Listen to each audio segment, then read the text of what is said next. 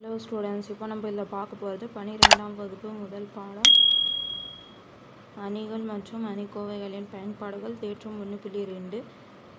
ஒரு சதுர அணிக்கு நேர்மாறு இருப்பின் அது ஒருமைத்தன்மை வாய்ந்ததாகும்னு சொல்லியிருக்காங்க. அப்போ நம்ம இது நிரூபிக்கணும். அப்போது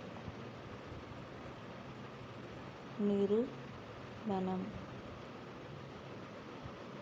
அப்போது A என்பது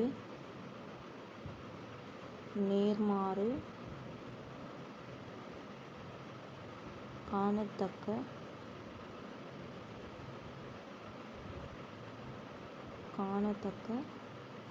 எண் வரிசையுடைய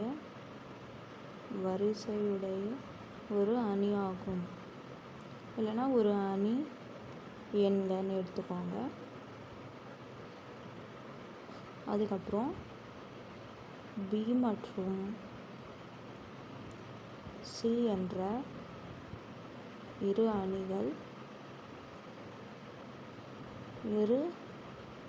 அணிகள் Aயின் நேர்மாறு எடுத்துக்கொள்க.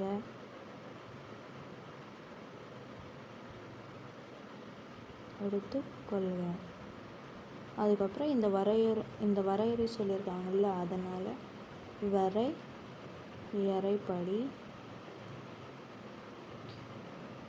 AB = BA = IN மற்றும் அதான் சொல்லுங்க, ஏவோட நேர்மாறு A, அதனால் ஏக்கு முன்னாடியோ பின்னாடி போட்டு IN நம்ம எடுத்துக்கோம். அதே மாதிரி சிக்கும் AC = CA = IN ஆகும். அப்போது இந்த சமன்பாட்டை நம்ம பயன்படுத்தினீங்கன்னா சமன்பாடுகளை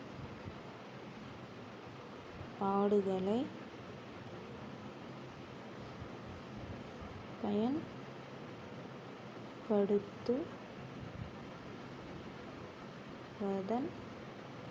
மூலம் கிடைப்பது பார்த்திங்கன்னா இந்த CIN CIN எப்படி எழுதலாம்? AB. அப்போது CA இந்த சைடும் B தனியாக எது இல்லாமா? அப்போது CA என்னது? IN தானே. அப்போ IN B. அப்போ இது எப்படி எழுதலாம்? Bன்னு நம்ம எழுதிடும். Cலேருந்து நம்ம Bயை வர வைக்கணும். இது பாருங்கள், நம்ம சியை எப்படி எடுத்துக்கலாம்? CINன்னு எடுத்துக்கலாம். அப்போ CIN சியை ஐஎனுக்கு பதிலாக நம்ம AB கூட IN தானே, அதனால் AB எடுத்துக்கலாம்.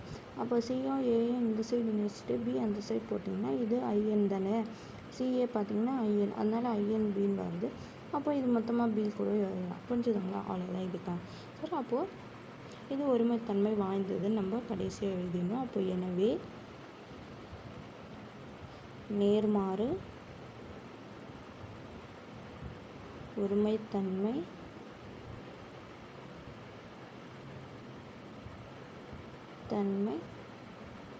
வாய்ந்ததாகும்.